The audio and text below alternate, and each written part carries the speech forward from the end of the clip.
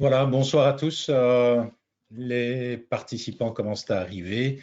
Début de cette session donc à 19h30.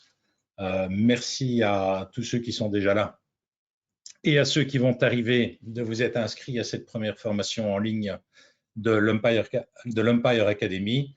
En l'occurrence, donc une formation pour les parents arbitres ou l'arbitrage sur petit terrain. Pour ceux qui le souhaitent, vous pouvez également vous inscrire pour les prochaines sessions qui auront lieu tous les mercredis, dans les 3 prochains mercredis. Mercredi prochain, ce sera une session qui traitera des règles du jeu. Le mercredi suivant, ce sera la signalétique et les coups de sifflet. Donc la signalétique, comment indiquer les fautes, la gestuelle que l'arbitre utilise pour se faire comprendre des joueurs, mais également des spectateurs. Et on aura une dernière session de formation qui aura lieu le 12 mai et qui traitera du placement et du déplacement. Alors cette session est à destination des personnes qui débutent dans l'arbitrage, mais aussi pour ceux qui ont déjà quelques expériences mais qui voudraient approfondir leurs connaissances.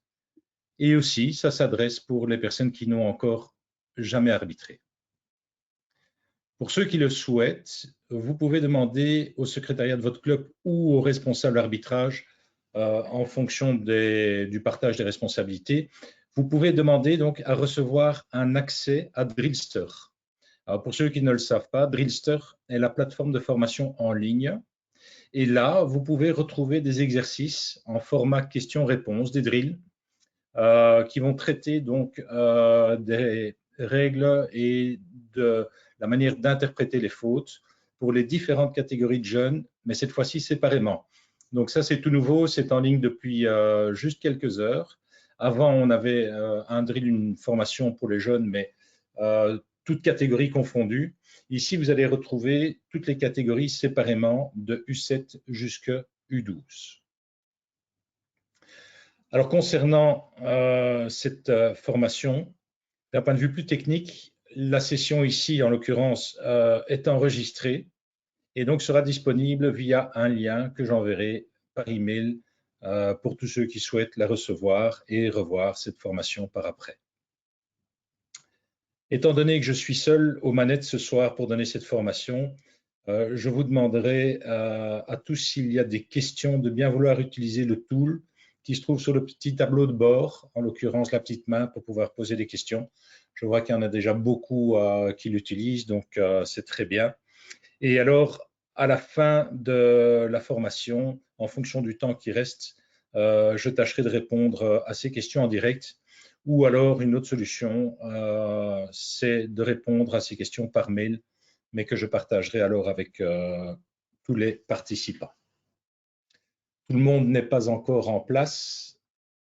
On attend encore certaines personnes. Maintenant, pour ne pas finir trop tard, je propose de commencer.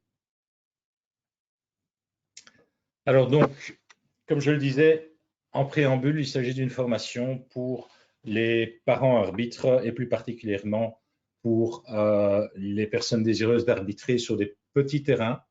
Donc, on part de la catégorie U7 et on va jusqu'à la catégorie U12, puisqu'à partir de U14, évidemment, c'est le grand terrain. Et quand on est sur le grand terrain et qu'on veut arbitrer, il faut à ce moment-là avoir réussi son examen. Alors, l'objectif de cette formation, c'est, comme je le disais, ça s'adresse à tout le monde, même les gens qui n'ont pas encore d'expérience d'arbitrage. Donc, on va donner une première approche informative de l'arbitrage. Chose importante, savoir quel est le rôle de l'arbitre dans les rencontres sur petit terrain. Il ne suffit pas juste de siffler les fautes qu'on voit. Ça va un petit peu plus loin, notamment en termes de valeur et autres. Et donc, j'ai divisé cette formation en 3 volets. Le premier, comme je le disais, la définition, le rôle de l'arbitre durant les matchs. Après ça, on va voir en détail les explications avec les différentes règles et les différentes fautes par catégorie. On ne retrouve pas les mêmes règles ni les mêmes fautes d'une catégorie à l'autre. Donc, c'est important de bien les séparer. Et puis, le troisième volet, qui est un volet beaucoup plus pratique, à savoir comment est-ce qu'on arbitre. Quand on n'a jamais arbitré, où est-ce qu'on se met, comment est-ce qu'on regarde le jeu, comment est-ce qu'on siffle. Voilà, tout ça, ce sont des conseils très pratiques et visuels qu'on aura l'occasion de parcourir durant ce troisième volet. Alors, la définition du rôle de l'arbitre. La première des choses, l'arbitre est un serviteur du jeu. Donc, il est là pour le service du jeu, des joueurs, du match, et également ne pas oublier, à partir du moment où il y a une paire d'arbitres, il est au service aussi de son collègue. L'important en tant qu'arbitre, c'est quoi? C'est de rester le plus fair, le plus honnête possible lorsqu'on arbitre, même si on arbitre l'équipe de son fils ou de sa fille ou de son club. C'est important malgré tout de garder les valeurs de fair play et de veiller à ce qu'il y ait le plus possible une équité dans le coup de sifflet. Chose très importante aussi, le hockey se pratique avec une balle dure, avec des sticks en bois. Enfin, aujourd'hui, ils ne sont plus en bois, mais en tout cas en matière assez dure. Ça peut être dangereux si c'est mal utilisé. Donc, il sera également du rôle de l'arbitre de veiller à la sécurité des joueurs, des pratiquants. Et comme je le disais, le fair play est important aussi.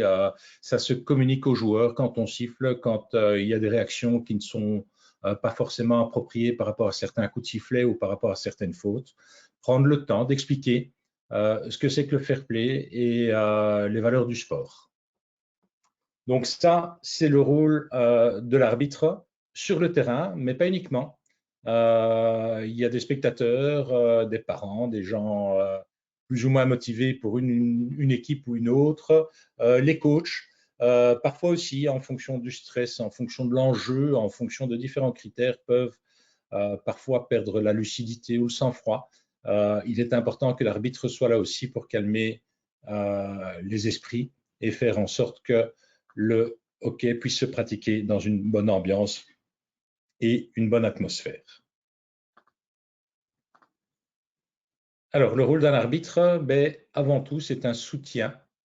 Il va offrir son service au développement du jeu et en aucun cas éviter d'être le gendarme qui va siffler de manière très stricte en communiquant un minimum. Désolé pour les policiers ou les gendarmes pour la comparaison, mais voilà, c'est en général la caricature qu'on se fait comme Louis de Funès qui siffle, mais qui ne parle jamais. Ici, on attend de l'arbitre évidemment qu'il ait un maximum de psychologie, surtout avec les jeunes, pour bien expliquer le pourquoi et le comment. Donc, communiquer le plus possible de manière à ce que les joueurs, mais également les personnes autour du terrain comprennent les décisions. Alors, quelle qualification faut-il pour être parent-arbitre ou arbitre sur petit terrain? Mais à contrario du grand terrain, cela ne nécessite aucune qualification particulière. Il n'y a pas d'examen à passer. La seule chose qu'on demande, c'est évidemment d'être apte physiquement à pouvoir pratiquer l'arbitrage. Quand on est à partir des U10, U11, U12, on est déjà sur un demi-terrain de hockey. Et donc, il faut participer au jeu et donc savoir suivre le jeu et le rythme du jeu. On demande évidemment de connaître un minimum les règles du jeu, mais ça, on va le voir ensemble. Il n'est pas nécessaire d'être pratiquant ou d'avoir joué au préalable, d'avoir une longue carrière de joueur pour commencer à arbitrer. Les règles du jeu ne sont pas si compliquées que ça à partir du moment où on prend le temps de les lire et de pratiquer. Donc, comme je le disais, il n'y a pas d'examen. N'importe qui peut arbitrer sur petit terrain entre les catégories U7, U12, mais évidemment, il est important d'avoir la connaissance de base des règles fondamentales du hockey. Et pour ceux qui le souhaitent, vous avez la possibilité d'aller sur le site de la fédération, de la LFH ou de la RBH. Vous avez dans la partie Umpire un petit onglet Start to Umpire qui va montrer les vidéos avec les fautes de base comme le kick, comme le jeu dangereux, comme le backstick. Mais on les aura également dans cette présentation ici un petit peu plus loin. Pour les plus motivés d'entre vous, la possibilité aussi est donnée par après de pouvoir passer l'examen théorique.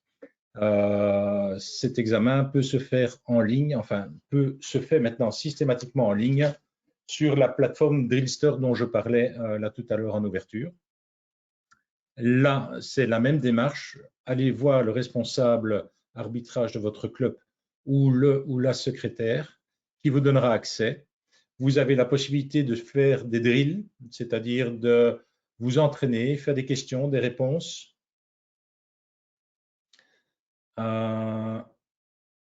Et une fois que vous êtes suffisamment entraîné et que vous maîtrisez bien votre sujet, à ce moment-là, vous pouvez cliquer sur le lien examen et passer votre examen en ligne. Les résultats sont connus immédiatement à la fin de l'examen.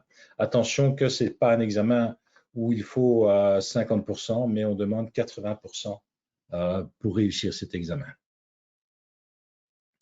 Qui peut devenir arbitre sur petit terrain? Comme on le disait, il n'y a pas de prérequis. Donc, toute personne désireuse d'arbitrer des matchs, de contribuer à la pratique du hockey selon les bonnes règles et surtout en toute sécurité, c'est probablement la plupart d'entre vous derrière votre écran, les parents, des grands-parents, des joueurs, des joueuses, des frères, des sœurs, des gens même qui n'ont pas forcément de famille, mais qui se sont passionnés pour le sport. Donc, toute personne avec un bon esprit et désireuse d'apprendre et de faire ça correctement est le bienvenu pour arbitrer sur petit terrain. Alors, la partie un petit peu plus technique maintenant, ce sont les règles et les fautes. Première catégorie, ce sont les U7, U8. Comme on le voit ici, ce sont des pictogrammes. Ces pictogrammes, vous pouvez les retrouver dans votre club. Il y en a partout, que ce soit au secrétariat, chez votre responsable arbitrage. Certains clubs les affichent même en bord de terrain. Et si d'aventure vous ne les trouvez pas au club, à nouveau sur le site de la fédération, dans l'onglet Umpire Academy, il y a un lien pour pouvoir retrouver ces différents pictos qui sont donc réalisés par catégorie. Alors, vous avez deux faces à ce picto. La première, les petites images qui expliquent les règles de base. Comme on voit dans ce cas-ci, pour la catégorie U7, U8, première information, on va jouer sur un huitième de terrain, donc un quart de terrain divisé en deux. Et innovation depuis cette saison, pour ces catégories-là, il n'y a pas un goal de chaque côté, mais deux goals de chaque côté. L'objectif de cette démultiplication des goals, c'est simplement d'apprendre aux jeunes et de leur offrir surtout la possibilité d'évoluer sur la totalité du terrain et d'éviter de s'agglutiner à 6 autour de la balle. Ça empêche très nettement la pratique du hockey. Donc, avec un goal à gauche, un goal à droite, on peut orienter le jeu sur toute la largeur du terrain, ce qui favorise grandement l'apprentissage des passes et de la répartition sur le terrain. Différence entre les U7 et les U8 pour cette saison. En U7, on joue à maximum 3 joueurs, alors qu'en U8, on joue à 4 joueurs par équipe. La mi-temps est de 20 minutes. On joue 2 fois 20 minutes avec 5 minutes de pause entre chaque mi-temps. Le coach, quoi qu'il arrive, doit se trouver en dehors du terrain, sur le bord, sous la ligne de côté. Et il a l'opportunité, s'il le souhaite, durant le match, de demander un time-out. Un time-out de 1 minute, 2 minutes grand maximum, le temps de donner les explications. Et puis le jeu reprend. Ce time-out n'est plus autorisé dans les 5 dernières minutes. Dans ces catégories-là, sur un petit terrain, un seul arbitre suffit.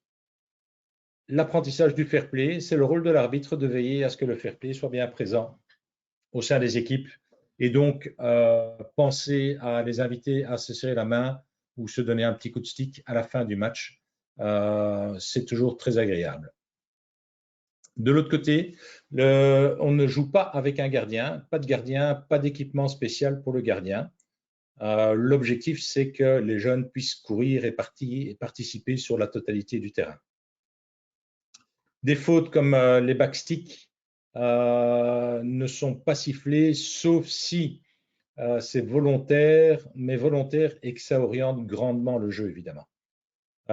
Toutes les balles hautes sont interdites, donc on évite les jeux dangereux, les sticks trop hauts portés près du visage, tout ça doit être sifflé et sanctionné immédiatement avec les explications adéquates. Lorsqu'il y a une faute et qu'on siffle un coup franc ou une rentrée en jeu, il est important qu'il y ait 3 mètres de distance entre le donneur et les adversaires, sans quoi le jeu ne peut pas commencer. Sur les fautes, on peut faire des self-pass, il n'y a pas de penalty corner et les kicks ne sont pas sifflés, de même que les backsticks, sauf s'ils sont volontaires et influencent volontairement le jeu, la pratique du jeu ou en tout cas le développement du jeu. Ça, c'est pour la face avant des pictos. Et à l'arrière, vous avez toutes les explications écrites de ce que je viens de dire. Ces pictos existent donc pour les catégories U7, U8, mais ici, pardon, j'oubliais les règles et les fautes.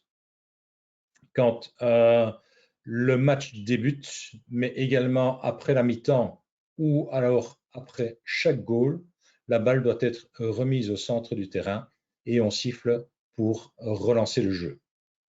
Au niveau des lignes de fond, donc à côté des goals, quand la balle sort pour la défense, ils peuvent dégager, remettre la balle donc en jeu partout dans la zone des 5 mètres. Comme on voit ici, c'est la zone qui se trouve en orange. Donc peu importe dans cette zone où la balle se trouve, le dégagement peut avoir lieu.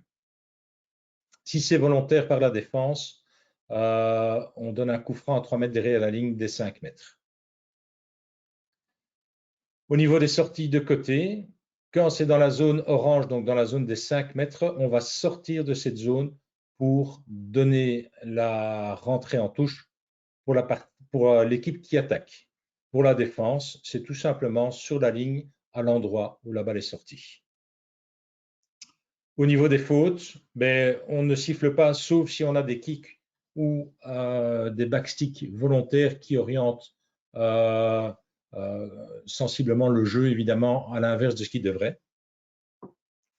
L'objectif dans ces catégories U7, U8, mais également U9, c'est surtout de favoriser le jeu et la pratique du jeu.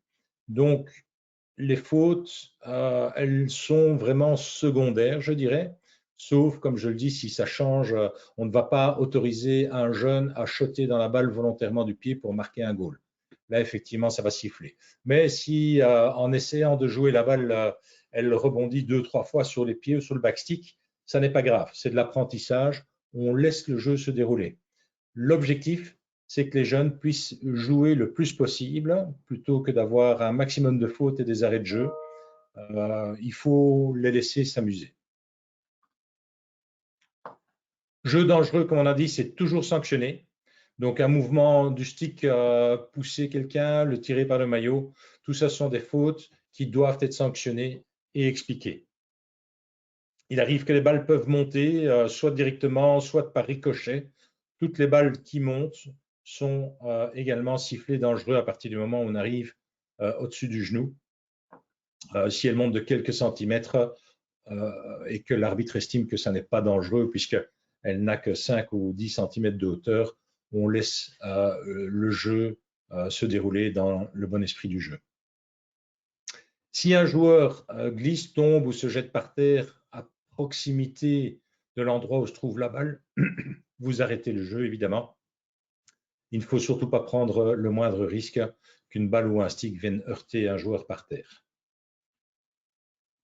Les coups francs hors zone, on l'a vu, important, quand il y a une faute, la balle doit être arrêtée, immobile à l'endroit de la faute pour que tout le monde puisse se placer, les adversaires toujours à 3 mètres minimum de la balle. Coup franc dans la zone, pour la défense, ça équivaut à un dégagement, donc peu importe l'endroit de la zone où le dégagement sera donné, tant que la balle est dans la zone, c'est valable. Pour l'attaque, qu'est-ce qu'on fait? On sort de la zone, on se met 3 mètres derrière la ligne des 5 mètres qui délimitent cette zone et on demande à tout le monde d'être à 3 mètres pour pouvoir faire la passe. S'il n'y a pas de passe et qu'il y a un self-pass, c'est également autorisé. Veillez à ce que la balle soit quand même arrêtée ou immobile avant de partir en self-pass. Le principe du goal, c'est comme dans la plupart des sports. Il y a goal quand la balle a franchi entièrement la ligne de goal et qu'elle reste évidemment sous la hauteur de planche. Dès qu'elle passe, dès qu'elle monte au-dessus de la planche, c'est une balle montante, c'est considéré comme un jeu dangereux.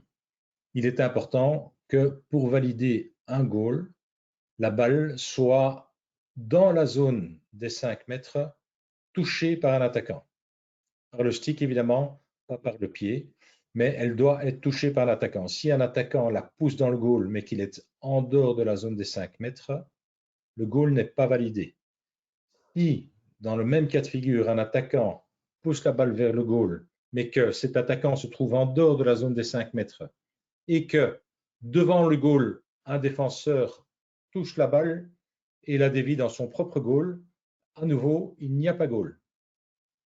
Pour valider un goal, l'attaquant qui touche la balle doit être dans la zone des 5 mètres. Ça, c'est important. Et techniquement, qu'elle ait passé entièrement la ligne de fond. Alors, le kick. Le kick, c'est quoi? C'est une balle qui touche un pied ou éventuellement une autre partie du corps, à part la main qui tient le stick. Donc, vous comprendrez qu'une main qui tient un stick qui se trouve au niveau du sol, si la balle touche la main qui est sur le stick, il n'y a pas de faute. Sinon, toutes les autres parties du corps sont considérées comme un kick. À quoi ça ressemble un kick? Vous allez voir ici une petite vidéo. Je parlais des vidéos là tout à l'heure que vous pouvez retrouver dans Start to Empire. Ça, c'est l'exemple. Donc ici, ça va assez vite. Regardez le zoom avec l'arrêt sur image. Là, on voit bien la balle qui touche le pied. Donc, dans ce cas-là, on siffle un kick. Maintenant, j'insiste bien, on siffle des kicks quand ils sont volontaires. Ici, l'image est montrée pour que vous compreniez ce qu'est un kick. Pour, dans un cas pareil, en U7 ou en U8, on laisse jouer. Je vais peut-être remontrer la vidéo encore une fois.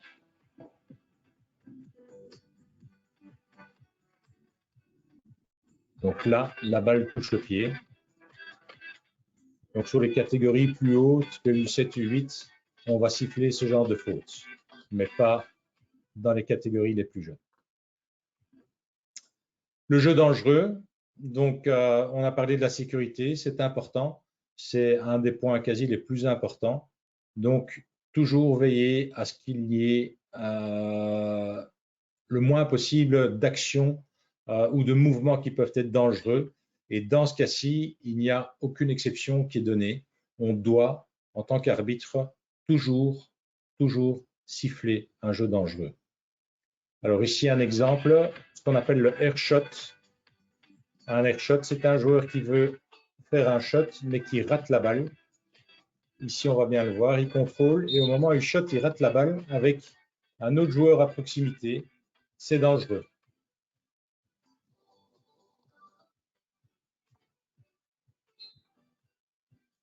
Donc, dans ce cas-ci, systématiquement, c'est une faute, on siffle.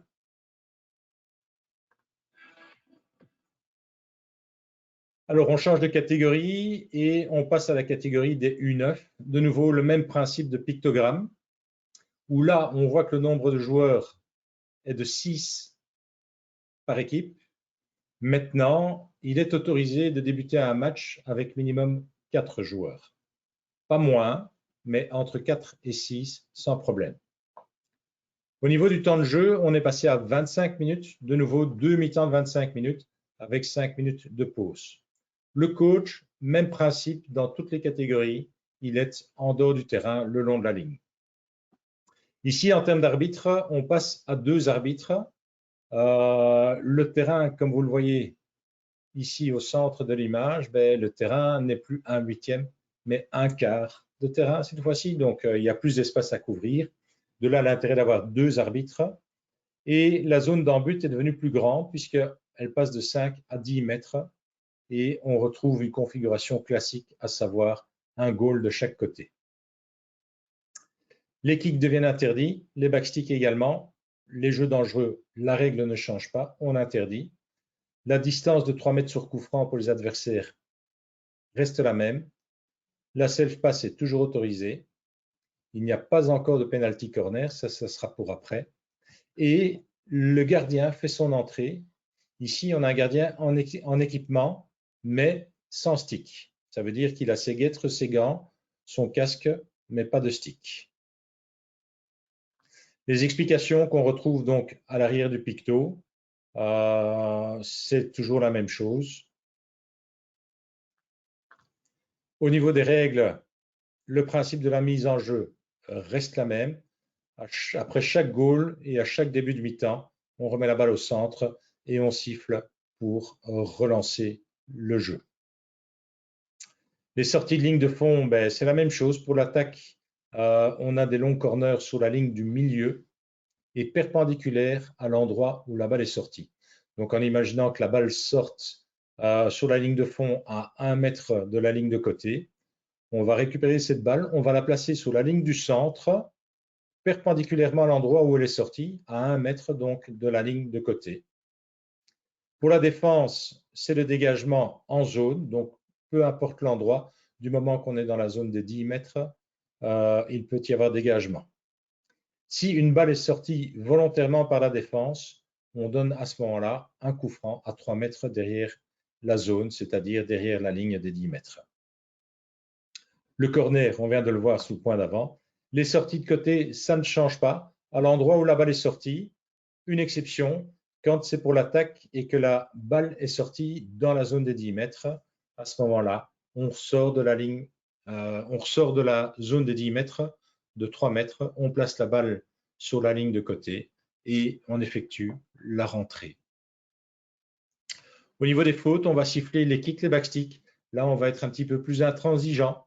Quand c'est fortuit et que ça n'influence pas le jeu, on peut laisser jouer.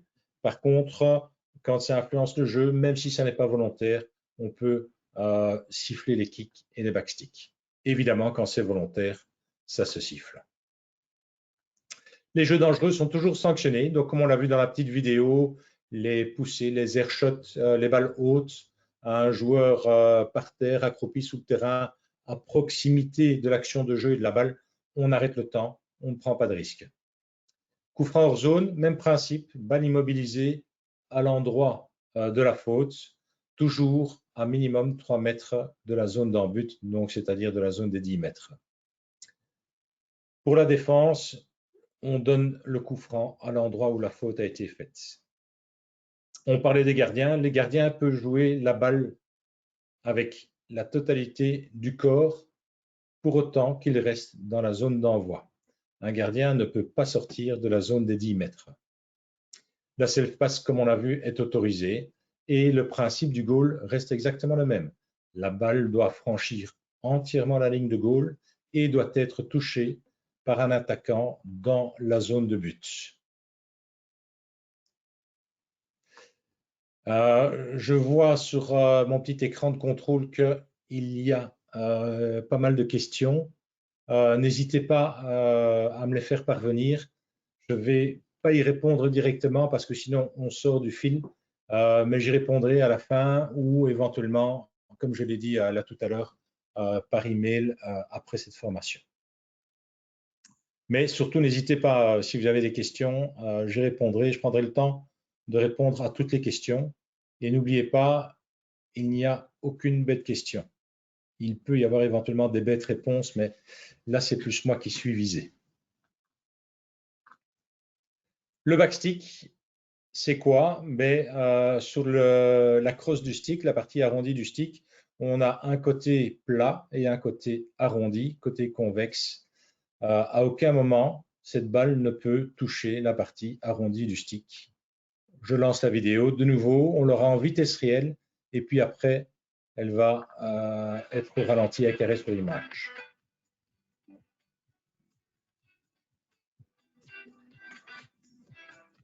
Voilà, ici on a vu un contrôle, ici il tourne et hop, contrôle avec le côté rond. Là on est dans le cadre d'un backstick. Même principe, au lieu de tourner son stick en revers, il reste sur le côté arrondi du stick. C'est un backstick. Là c'est une passe en backstick, même principe. Donc aucun cas de figure ne permet de toucher la balle avec le côté arrondi du stick. De nouveau, il est important que l'arbitre comprenne bien l'esprit du jeu. Si c'est volontaire, si ça influence le jeu, on le siffle. Si c'est de la maladresse et que l'influence sur le jeu est quasi minime, vous pouvez laisser jouer dans les catégories U7, U8, même en U9. Là, il s'agit vraiment de l'interprétation. C'est l'arbitre qui doit interpréter si ça influence ou si ça n'influence pas. Vous pouvez, en cas de doute, si vous êtes certain qu'il y a eu un backstick, mais vous ne savez pas si vous pouvez laisser jouer ou pas parce que ça pourrait ou ça ne pourrait pas influencer, à ce moment-là, si vous avez un doute, vous êtes toujours mieux de siffler. Si vous laissez le jeu se continuer et que derrière, il y a un goal, ça va amener énormément de contestations, de problèmes. Donc, si vous avez un doute et vous êtes certain de la faute, sifflez-la. La poussée fautive, ben, c'est assez explicite, on va dire. On va voir une image, mais je pense que même sans les images, tout le monde aura compris ce que c'est qu'une poussée fautive. Voilà. Aucune intention de jouer la balle. L'objectif, c'est de balancer l'adversaire pour pouvoir lui prendre la balle. Et dans des cas pareils, hop, on siffle. Quelle que soit la catégorie, à partir du moment où on a une poussée fautive, c'est l'équivalent d'un jeu dangereux, donc aucune tolérance pour ce genre de situation-là. Alors, on monte encore une fois de catégorie et on arrive pour les catégories U10 et U11, U12. Là, on est passé sur un demi-terrain et la chose fondamentale qui change, on n'a plus des zones d'en-but, mais on a, comme sur les grands terrains, des cercles. Le cercle équivaut évidemment à la zone d'en-but dans laquelle un attaquant doit se trouver pour pouvoir marquer un goal. Au niveau du nombre de joueurs, ben, on est à minimum 6 joueurs pour débuter un match et maximum 8 joueurs par équipe sur le terrain. Si une équipe n'a pas 6 joueurs présents au moment du coup de sifflet pour lancer le match, l'équipe ne peut pas débuter le match et à ce moment-là, il y a un forfait technique qui doit être prononcé. Maintenant, à nouveau, pensez au principe de fair play et surtout à la volonté des jeunes de jouer et d'être OK pour jouer et passer du bon temps. Si une équipe a un petit peu de retard ou si une voiture s'est perdue avant d'arriver au club pour commencer son match, ben, ayez la politesse et le fair play d'attendre quelques minutes. Évidemment, pas une demi-heure, puisqu'il faut quand même malgré tout respecter les horaires des matchs. Il y a de plus en plus de matchs jeunes qui se jouent. Le nombre de terrains étant techniquement limité, ben, il y a toujours, chaque samedi matin, beaucoup de pression, on va dire, pour maintenir le temps. Le temps d'une partie, ben, elle est comme dans la catégorie des U9, 2 fois 25 minutes, avec 5 minutes de pause. Le coach, même principe. Le nombre d'arbitres, toujours la même chose, 2 arbitres, un arbitre de chaque côté. On verra dans la suite de la présentation, dans le 3e volet, la position des arbitres et autres. Le principe du fair play reste plus que jamais d'application. Les fautes comme les kicks, les backsticks, les jeux dangereux sont systématiquement sifflés.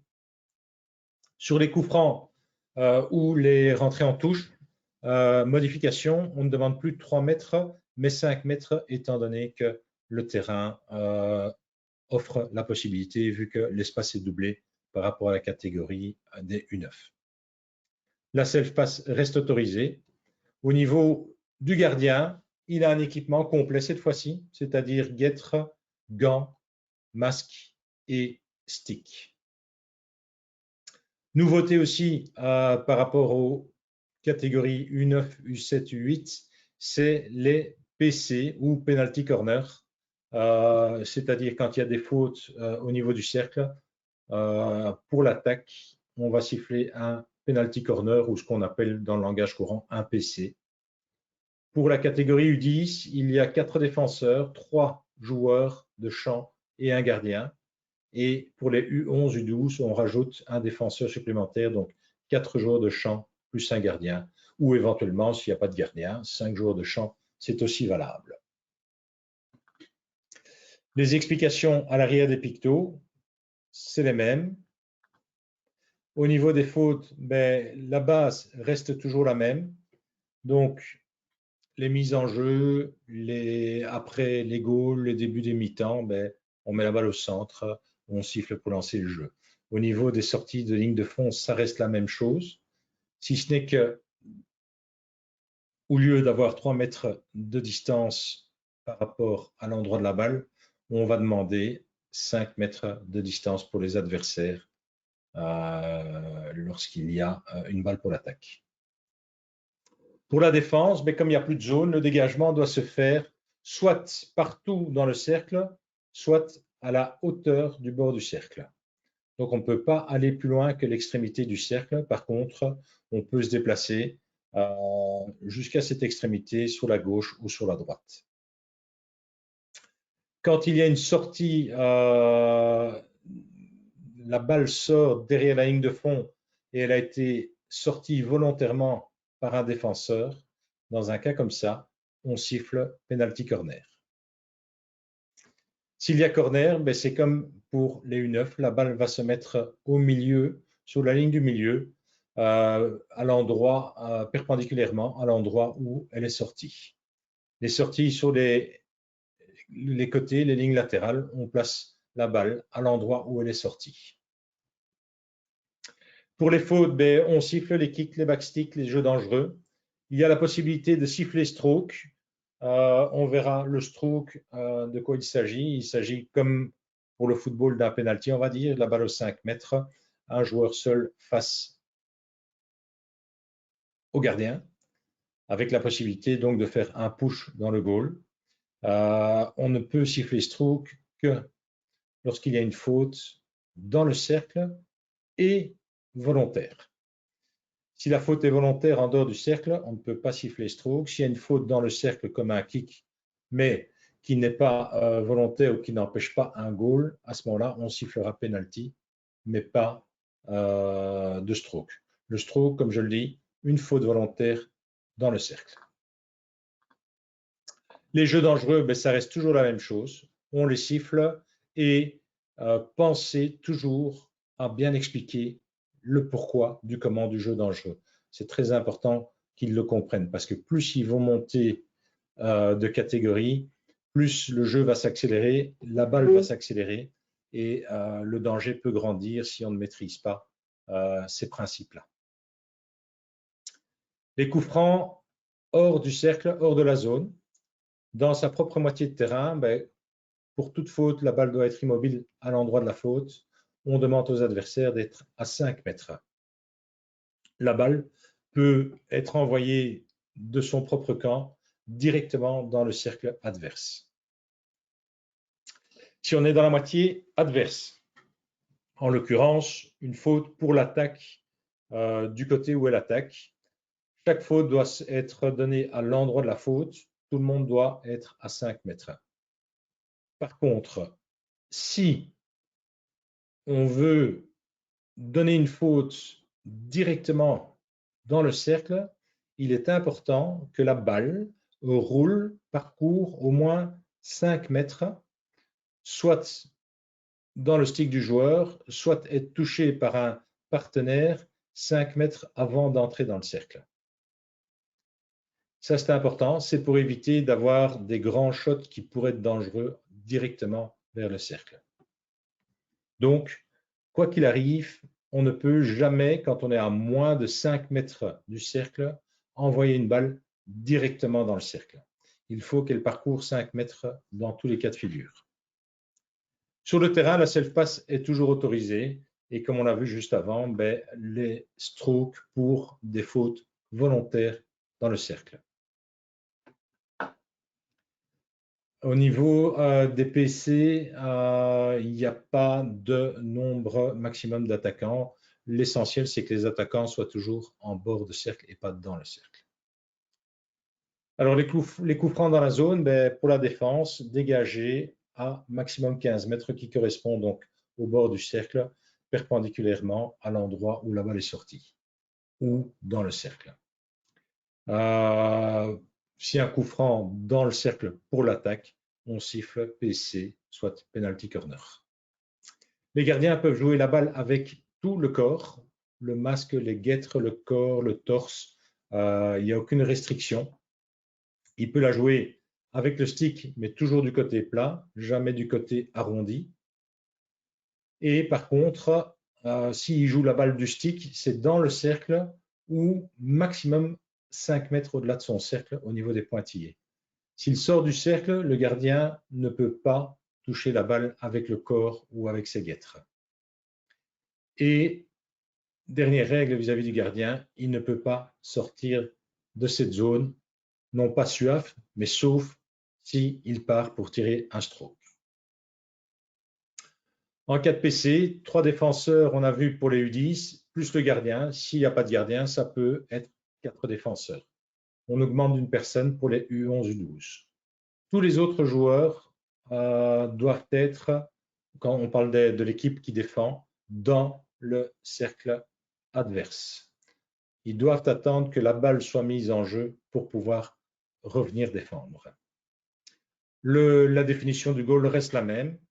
Donc, la balle doit passer entièrement la ligne et être touchée par un attaquant dans la zone, dans le cercle cette fois-ci, puisqu'il y a un cercle et non plus une zone.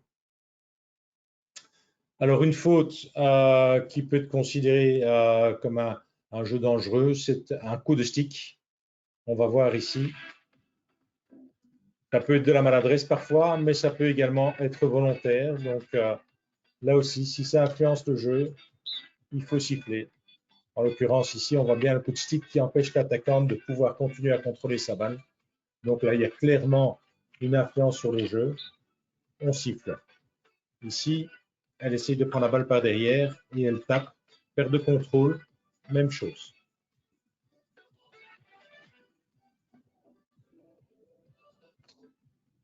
Voilà, ça s'entend très bien quand on a un coup de stick, évidemment. Dans les cas comme ça, on siffle systématiquement la faute sur la personne qui a reçu le coup de stick. Les distances, on parle toujours de ces distances quand il y a des fautes. Donc, sur les petits terrains, quart de terrain, huitième de terrain, en l'occurrence les U7, U8, U9, on demande toujours d'avoir 3 mètres de distance entre le donneur et les défenseurs, 5 mètres quand on passe au niveau des U10.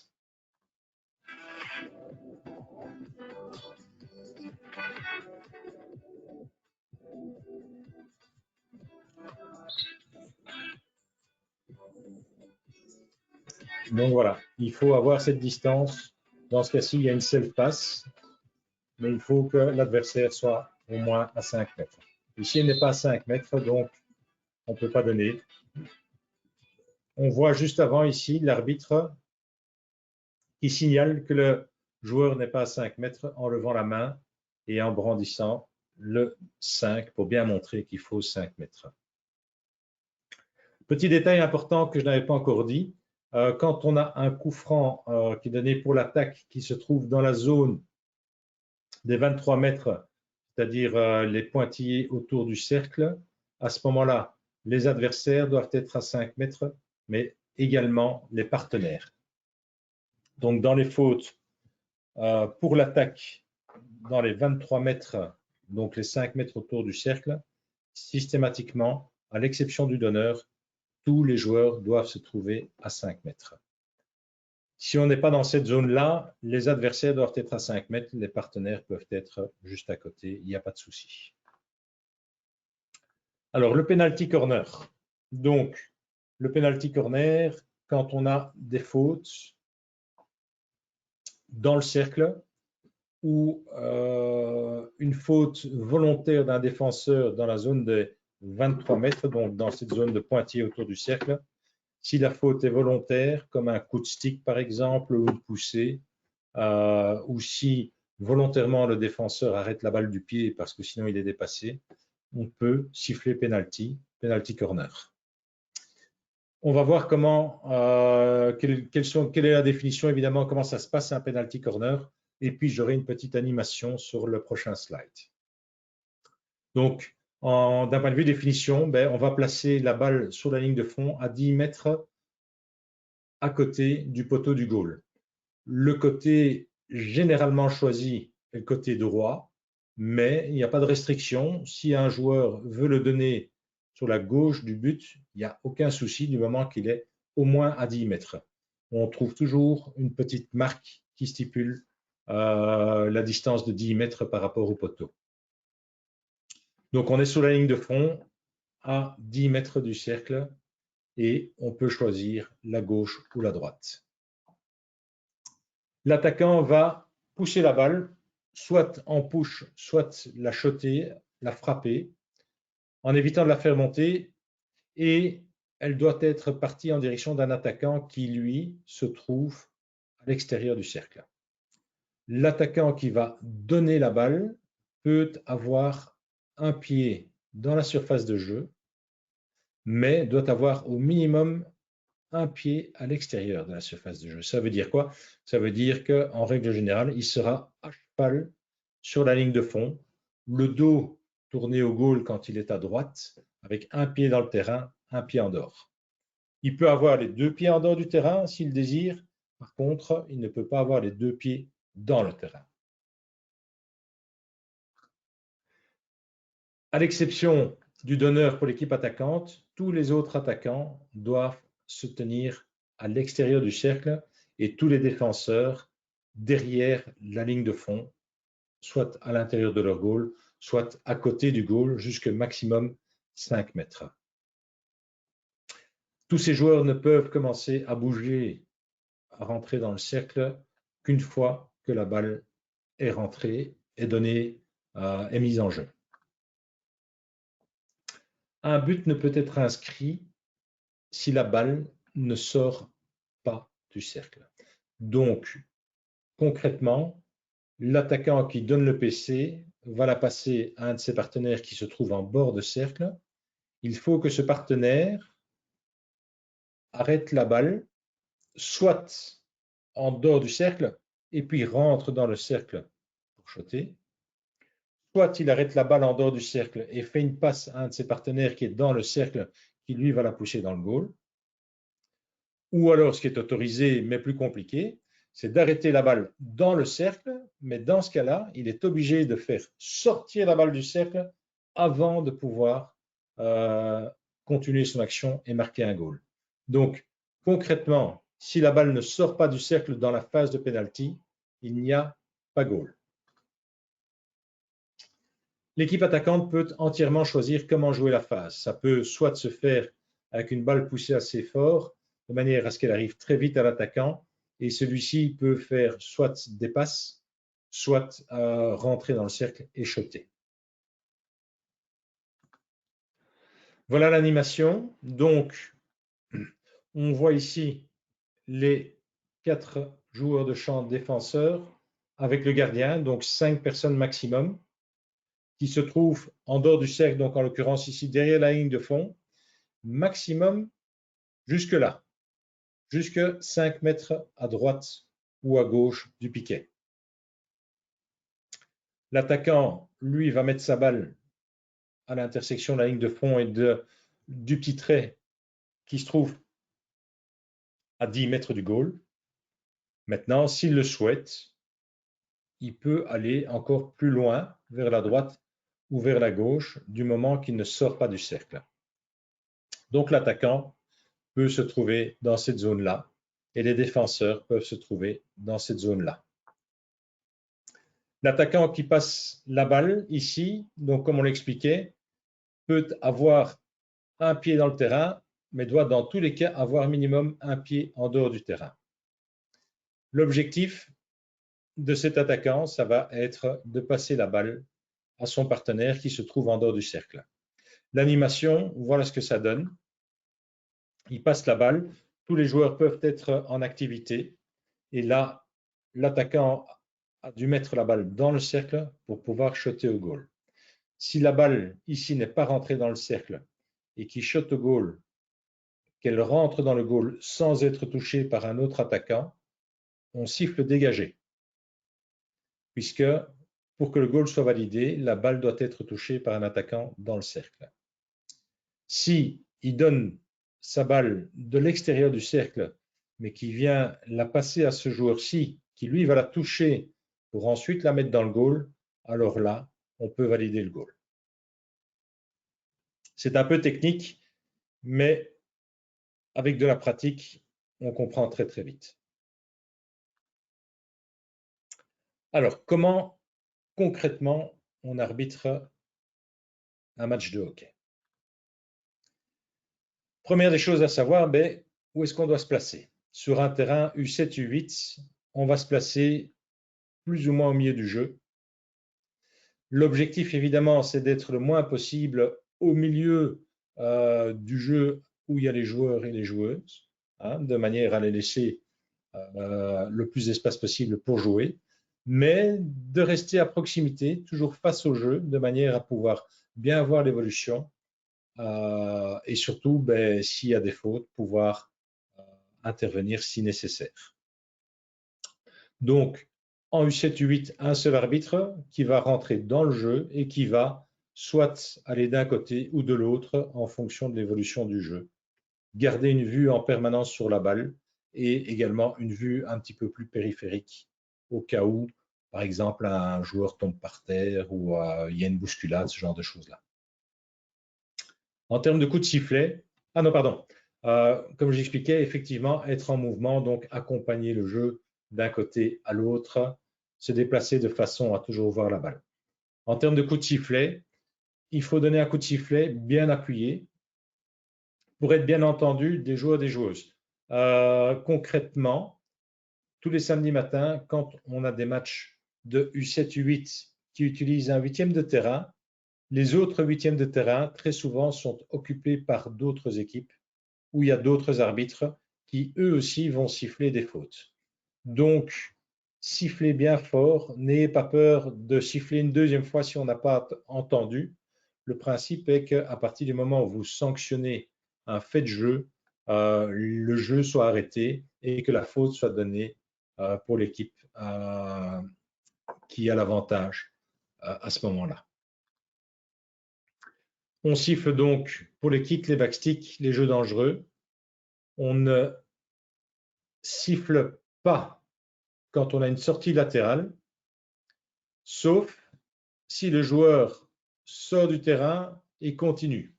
À ce moment-là, on va siffler, donner 2-3 coups de sifflet pour bien signaler que le joueur est sorti du jeu et qu'il faut revenir à cette sortie de jeu. Quand il y a un goal, on siffle pour signaler le goal. Quand on a arrêté le temps, on siffle pour arrêter le temps et on siffle également pour relancer. Quand il y a eu goal, on remet la balle au centre et on siffle pour relancer. Et dernier cas de figure, si un time-out est demandé par un coach, on siffle pour signaler le time-out, le temps mort. Alors pour les U9, plus grand terrain, on a deux arbitres. Les arbitres vont se placer chacun le long de la ligne de côté, et chacun des arbitres va prendre une moitié de terrain à son compte. À la mi-temps, quand les équipes changent de côté, les arbitres, eux, restent de leur côté. Le principe est le même que dans la catégorie précédente. On va accompagner le jeu le long de sa ligne de touche. Quand l'équipe défend, on va reculer.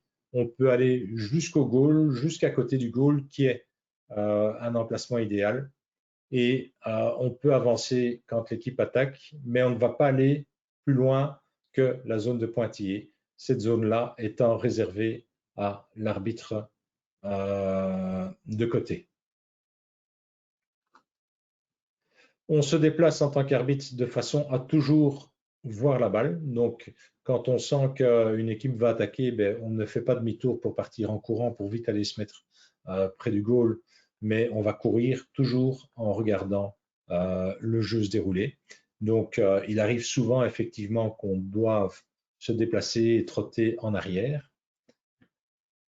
Idéalement, ben, on essaye d'anticiper. Donc, quand une faute est sifflée, ben, on va se placer rapidement du côté par où l'attaque va aller. Au niveau des coups de sifflet, même principe, on donne des coups de sifflet bien appuyés pour bien être entendu des joueurs, des joueuses. Si vous sifflez qui ne l'entendent pas, n'hésitez pas à resiffler. Il est important, quand vous avez pris une décision, que cette décision soit respectée. Le principe, ben, chaque faute, style kick, backstick, jeu dangereux, est sifflée. Les sorties latérales, pour autant que le joueur ne s'arrête pas. Un goal, arrêt, relance du temps, reprise du jeu après un goal ou un time-out demandé, ça ne change pas. Attention, comme je le disais, la zone ici, qui est la zone de tir au but, cette zone-là est réservée à l'arbitre qui est de ce côté-là. Et inversement, cette zone-ci est réservée à cet arbitre-là. Donc, on évite d'aller siffler dans la zone de son collègue. On lui fait confiance. S'il ne voit pas quelque chose, ben, on lui indique, mais il est maître dans sa zone. Au niveau des U11, U12, là, on est encore sur un plus grand terrain. Même principe, un arbitre de chaque côté qui va prendre une moitié de terrain, un cercle pour lui, et on se déplace le long de la ligne de côté en essayant de garder toujours une vue sur la balle et sur le jeu. Et comme le terrain grandit, ben, il est important le plus possible d'essayer d'anticiper l'orientation du jeu par rapport aux fautes sifflées, donc pour pouvoir avoir le jeu qui va arriver vers vous et non pas que vous deviez courir derrière le jeu. En courant derrière le jeu, ben, vous voyez le dos des joueurs, donc il y a certaines fautes que vous ne verrez pas. Et puis vous allez tout le temps être en mouvement, c'est beaucoup plus compliqué que si vous aviez déjà anticipé et que le jeu vient vers vous, vous êtes de face et vous ne devez pas forcément bouger, donc plus attentif pour pouvoir voir toutes les fautes. Alors, prévention, on ne sanctionne pas une faute de placement comme on l'a vu là tout à l'heure sur la petite vidéo. Quand quelqu'un n'est pas à distance, en l'occurrence 3 mètres ou 5 mètres, on fait recommencer la faute à l'endroit où elle est donnée et on indique aux joueurs ou aux joueuses la distance réglementaire. Donc si un défenseur doit être à 5 mètres, il ne l'est pas, soit on siffle trois petites fois, 3 petits coups de sifflet et on indique reculez, mettez-vous à 5 mètres. Si par contre le joueur n'a pas bougé et que la faute est donnée et que l'équipe qui bénéficiait de la faute perd la balle à cause de ça, on siffle et on fait recommencer la faute en plaçant le joueur adverse à 3 mètres ou à 5 mètres en fonction de la catégorie. Le principe de base pour les équipes jeunes, c'est toujours de communiquer et d'expliquer. Donc, beaucoup de pédagogie quand vous arbitrez les plus jeunes.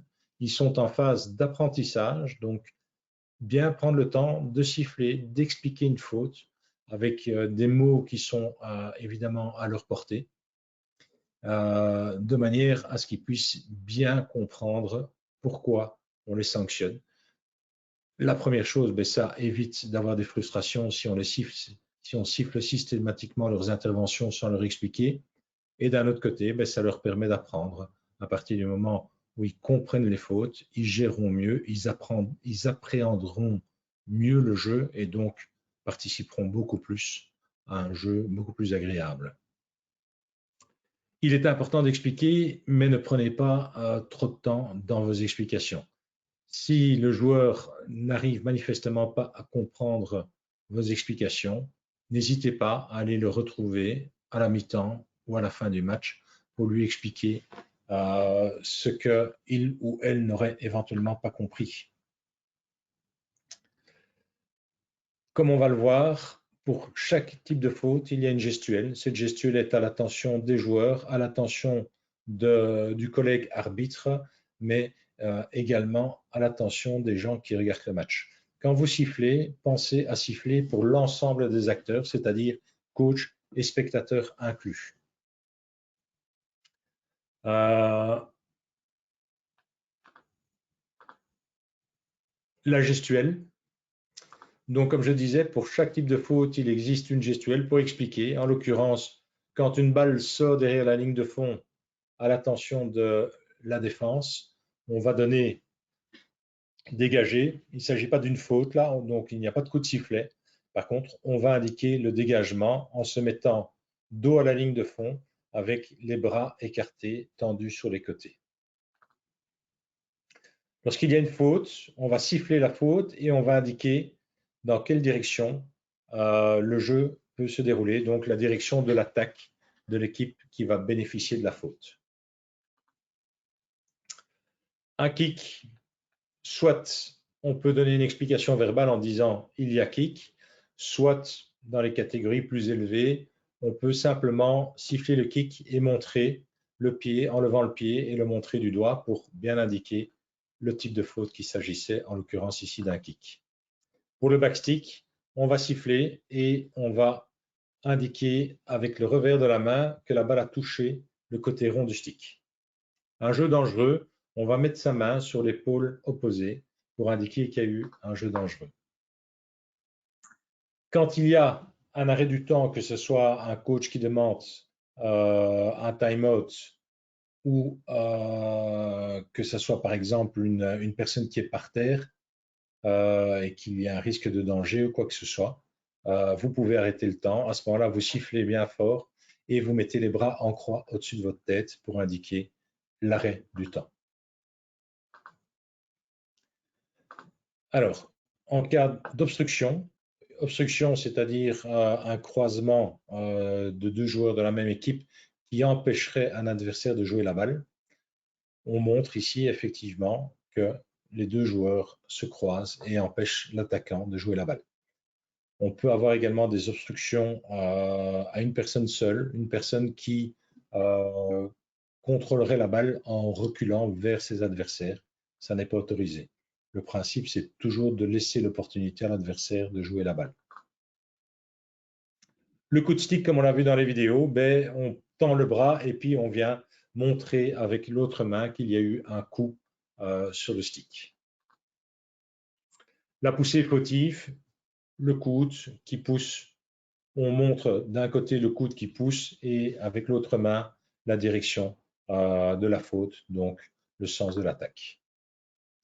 Quand il y a un penalty corner PC, on tend les deux bras en direction de l'endroit où doit être donné le penalty corner, donc 10 mètres à côté du goal, les deux bras tendus devant soi, avec un coup de sifflet franc pour bien expliquer qu'il s'agit d'une faute importante. S'il y a stroke, on va indiquer le point de stroke avec une main et l'autre main, on va la pointer en l'air. Même principe, il s'agit d'une faute importante, donc on a un coup de sifflet franc. Quand une personne n'est pas à 5 mètres, on va donner 3-4 petits coups de sifflet, lever la main et bien indiquer soit 3 mètres pour les petites catégories, soit 5 mètres. N'hésitez pas à utiliser la parole toujours et à mettre un S à 5 mètres. Alors, en image, la gestuelle, voilà les différentes fautes, comment on les siffle. Faites attention également au coup de sifflet. Vous allez voir que pour des fautes classiques, on donne un petit coup de sifflet, mais bien sec. Pour les fautes plus importantes, le coup de sifflet est plus appuyé, on va dire. Donc, il y a une faute, on siffle et on indique la direction pour aller, pour l'attaquant. Une balle sort, on indique le mouvement dégagé. Il n'y a pas de coup de sifflet, puisqu'il n'y a pas de faute. Long corner, la même chose. On ne siffle pas, on indique simplement le point de corner et puis de ramener la balle sur les 23 mètres. Là, on entend que le coup de sifflet est plus appuyé. Voilà.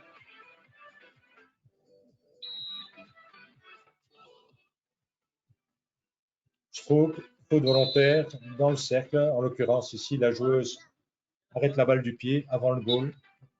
Et ça, c'est la phase de stroke. Quand il y a goal, on indique aussi avec les deux mains le centre du jeu en donnant un long coup de sifflet pour bien signaler qu'il y a eu goal. Voilà, j'ai fini tous les slides concernant cette présentation. J'espère que c'était instructif pour vous. Je m'excuse si parfois j'ai été un petit peu trop technique, mais c'est difficile d'aborder l'arbitrage sans être quelque peu technique. Donc, voilà, j'ai essayé d'être le plus fluent possible. Comme je le disais en ouverture, pour ceux qui n'étaient pas là à ce moment-là, la vidéo ici, le webinaire est enregistré, donc la vidéo est disponible pour ceux qui le souhaitent. La liste des questions, je vais faire un petit résumé, je vais répondre à ces questions par écrit, je vous enverrai à tous un mail. Je ne sais pas s'il y a des gens qui veulent maintenant faire une remarque. Je vous invite à les faire au niveau des questions. On va prendre quelques minutes pour ceux qui ont encore le temps de répondre. Donc, la dernière question que j'ai reçue de Sarah, pourrait-on recevoir la présentation par après? Je viens de le dire, oui, pas de souci. Lionel Fuchs, réellement très bien, un tout grand merci, il n'y a pas de question, mais j'accepte. Alors, Antoine Moinet, j'ai une question concernant le Picto U9. Oui, je t'écoute Antoine.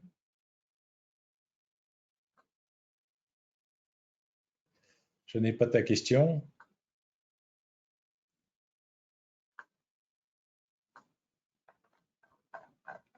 Ah, voilà. Quand faut-il remettre la balle sur la ligne au milieu pour un long?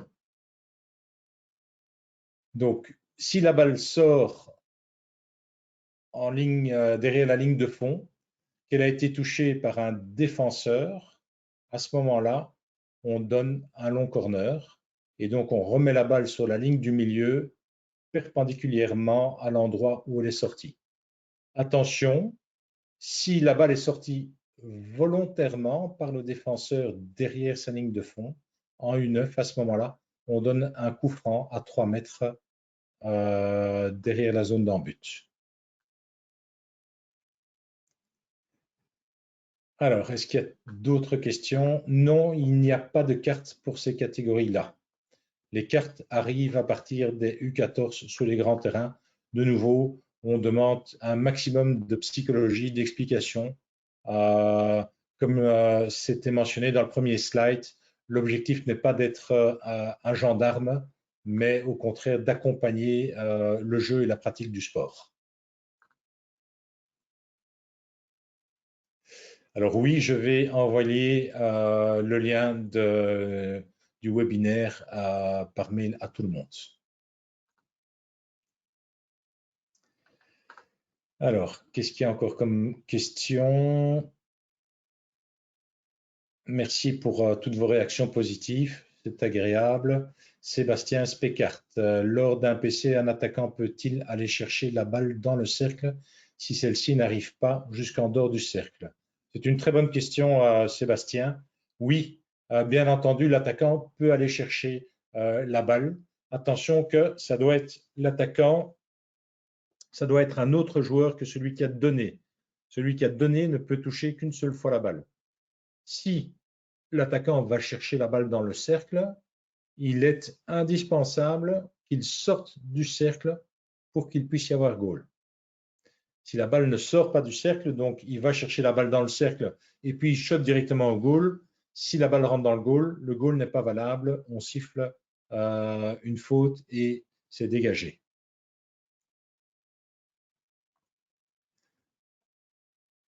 Alors, j'ai beaucoup de demandes évidemment pour avoir la vidéo, donc pas de souci. Alors, j'ai une autre question ici de Pierre-Antoine. Dans quelles conditions un coach peut demander un time-out? Le coach qui veut un time-out peut l'avoir simplement en le signalant à l'arbitre, qui va évidemment, en dehors d'une phase de jeu importante, siffler l'arrêt du temps et le time-out, pour autant que ce time-out ne soit pas demandé dans les 5 dernières minutes du match. Dans les 5 dernières minutes, on ne peut plus demander de time-out. Voilà, Pierre-Antoine, j'espère que j'ai bien répondu à ta question. On a encore une question de Gilles Rustin. Quels sont les cas pendant le jeu où le temps doit être arrêté? Alors, on arrête le temps, comme on vient de le voir dans la question précédente, si on a une demande de time-out. Ou sinon, on peut arrêter le temps quand il y a des blessés, quand l'arbitre veut prendre le temps d'expliquer quelque chose d'important à un joueur pour sanctionner. Si le coach, par exemple, monte sur le terrain, fait des choses qu'il ne peut pas, on arrête le temps et on va trouver le coach pour donner des explications. Donc, soit quand un joueur est par terre, par exemple, blessé ou refait son lacet, en théorie, il doit faire son lacet en dehors du jeu ou en dehors d'une phase de jeu. Mais dès qu'on estime qu'il peut y avoir un blessé ou quelque chose de dangereux, on peut arrêter le temps.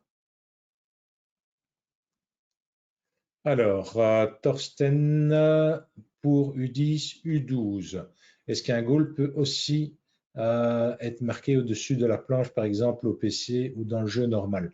À partir de U10, U12, on peut marquer un goal au-dessus de la planche pour autant qu'il n'y ait pas de jeu dangereux. Donc, c'est important, la notion de jeu dangereux, si on a juste un attaquant qui tire au goal avec le gardien dans son goal, à ce moment-là, la balle peut passer au-dessus de la planche. S'il y a des défenseurs encore à proximité, on donnera jeu dangereux et dégagement.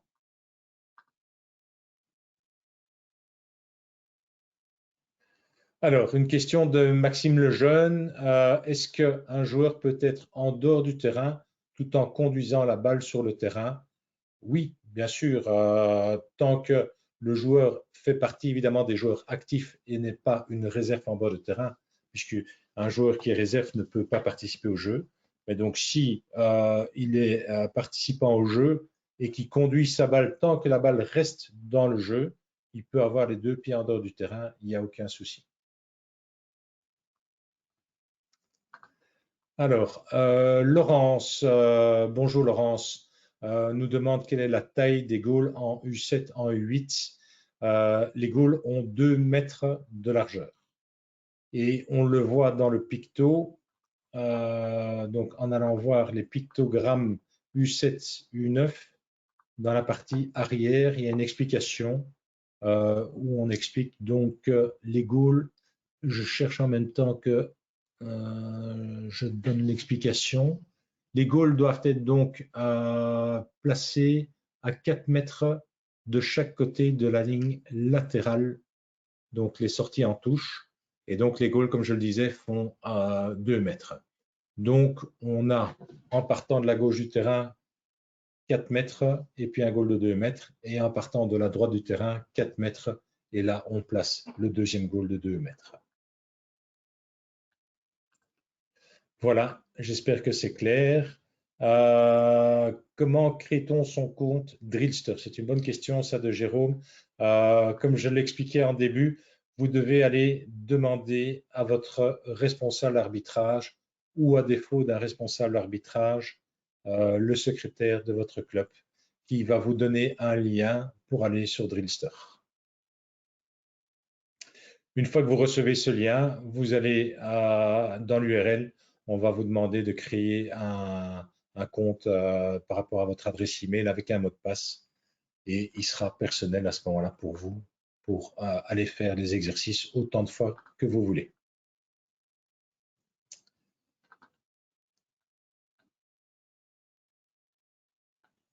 Alors, est-ce qu'on a encore des questions? Gilles qui nous revient avec une question mathématique. Comment pratiquer, question pratique, comment évaluer les distances? Ça, c'est au feeling personnel, 3 mètres ou 5 mètres. S'il y a 2 mètres 90 ou 3 mètres 10, je pense que personne ne fera la différence. Par contre, s'il y a un maître, là, il y a une influence prépondérante sur l'évolution du jeu. Donc là, il faudra bien le signaler. Maintenant, ça ne vient pas à quelques centimètres près, évidemment. Alors, Grégory nous demande pour les U7, U8, quand une balle sort involontairement sur la ligne de fond, est-ce qu'il y a dégagé au corner? Il y a dégagé systématiquement.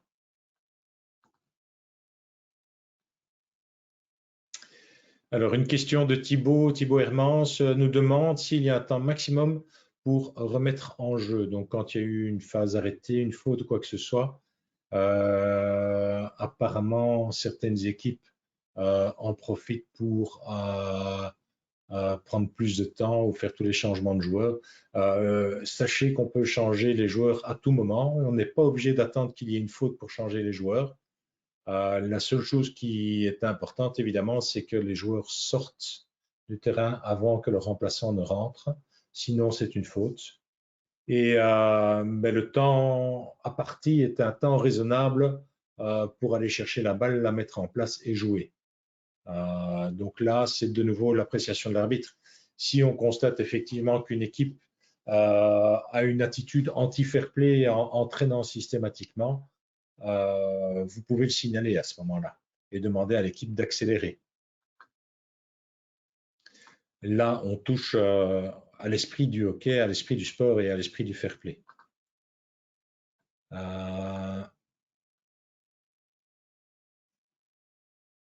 Alors, une question ici pour penalty. Effectivement, les règles de penalty ne sont pas toujours très simples au début où techniquement il y a beaucoup d'explications. En l'occurrence ici pour la défense, une équipe donc qui a 4 joueurs et son gardien qui se trouve au niveau du goal, les autres joueurs doivent se trouver dans le cercle adverse et ne peuvent sortir du cercle adverse qu'une fois que la balle est mise en jeu, donc que la phase de penalty est donnée.